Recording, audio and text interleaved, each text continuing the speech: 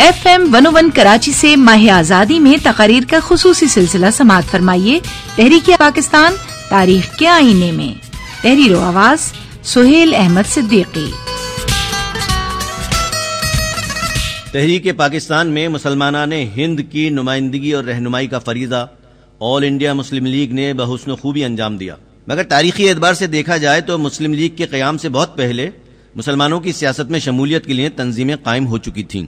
ہندوستان کے مسلمانوں کی پہلی قومی سیاسی انجمن کا نام سینٹرل نیشنل محمڈن ایسوسی ایشن تھا، جس نے مسلمانوں میں سیاسی شعور بیدار کرنے کی اولین کوشش کی. اس کے بانی تھے جسٹس امیر علی، اور یہ جماعت سن 1876 میں قائم کی گئی. جبکہ اس سے پہلے آل انڈیا محمڈن ایجوکیشنل کانفرنس شعبہ تعلیم میں اصلاح کے لیے سرگرم عمل تھی. یہاں یہ انکشاف بھی کرتا چلوں کہ سن 1863 میں ایک ادبی و سماجی تنظیم محمڈن لٹریری سوسائٹی کے نام سے تشکیل دی گئی، جس کے بانی بنگال کے ممتاز مسلم رہنما نواب عبداللطیف تھے. انہوں نے مسلمانوں کی سماجی و اقتصادی حالت کی بہتری کے لیے کئی بار انگریز حکومت کے سامنے یادداشتیں پیش کی تھیں. 20ویں صدی کے آغاز تک ہندوستان کے ہندوؤں اور مسلمانوں کے درمیان سیاسی اور لسانی اختلافات بہت شدید ہو چکے تھے. ہندو مسلم فسادات شروع ہو چکے تھے. یو پی کے انگریز گورنر ایمفنی میک ڈونلڈ نے ہندی زبان کی یک طرفہ بیجا سرپرستی شروع کر کے اختلافات کو خوب ہوا دی. ایک طرف مسلمانوں کے لیے بلدیاتی اور قانون ساز اداروں میں مساوی نمائندگی کا مسئلہ درپیش تھا، تو دوسری طرف سرکاری ملازمتوں کے حصول میں بھی انہیں بہت مشکل کا سامنا کرنا پڑتا تھا. ان حالات میں سر سید احمد خان کے ساتھ ہی نواب محسن الملک نے سن 1900 میں اردو ڈیفنس ایسوسی ایشن قائم کی. جب نواب محسن الملک نے اپنی بنائی ہوئی تنظیم کے پلیٹ فارم سے گورنر یو پی سے مطالبہ کیا کہ اردو کے خلاف اقدامات واپس لیے جائیں، تو گورنر نے ان کو جواب میں لکھا کہ یا تو نواب محسن الملک اس تنظیم کی صدارت چھوڑ دیں یا علی گڑھ کالج کی سیکرٹری شپ سے دستبردار ہو جائیں. اصول پسند رہنما نے اردو کے دفاع کی خاطر کالج کی سیکرٹری شپ سے استعفیٰ دے دیا. 1 اکتوبر 1906 کو سر آغا خان کی قیادت میں پورے ہندوستان سے چنے گئے 35 مسلم رہنماؤں پر مشتمل وفد نے اپنے جداگانہ تشخص کو سرکاری سطح پر منوانے کے لیے وائس رائے لارڈ منٹو سے ملاقات کی. حکومت نے مطالبہ تسلیم کرتے ہوئے انتظامی تبدیلیوں کے وقت مسلمانوں کے مفادات کے تحفظ کا یقین دلایا.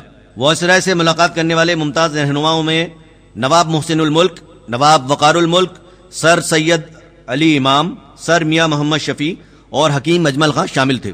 سر سید علی امام ہماری تحریک آزادی کے ان محسنوں میں شامل ہیں جن کے کارنامے تو کجا نام تک مطالعہ پاکستان کے نصاب کا حصہ نہیں. سر علی امام بیک وقت ایک عظیم مدبر، سیاستداں، قانون داں اور فلسفی تھے. انہوں نے وزیر قانون کی حیثیت سے سب سے بڑا کارنامہ یہ انجام دیا کہ جب ہندوؤں نے تقسیم بنگال کے خلاف شورش برپا کی تو مستقبل میں مسلم آبادی کو ہر طرح سے محفوظ کرنے کے لیے بہار اور اڑیسہ کے وسیع و عریض علاقوں کو بنگال سے الگ کروا دیا.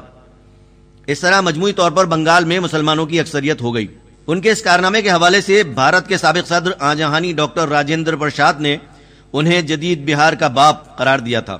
علاوہ ازیں اسی دور میں سر علی امام کے اشارے سے ہندوستان کا دارالحکومت بھی کلکتہ سے دلی منتقل کیا گیا تھا.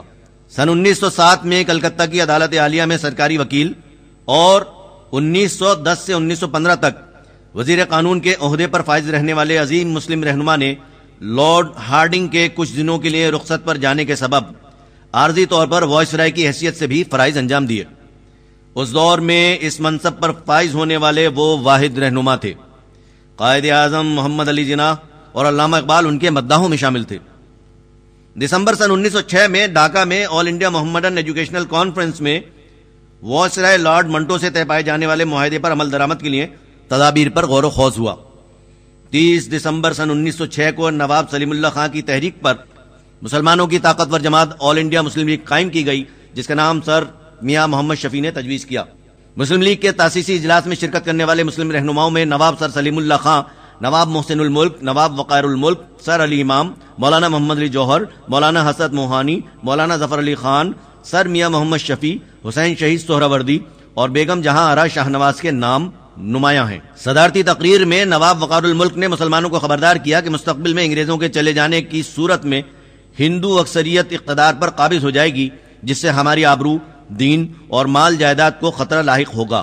آل انڈیا مسلم لیگ کے پہلے صدر سر آغا خان سیکرٹری نواب وقار الملک، جوائنٹ سیکرٹری نواب محسن الملک اور 60 رکنی منشور کمیٹی کے صدر مولانا محمد علی جوہر تھے۔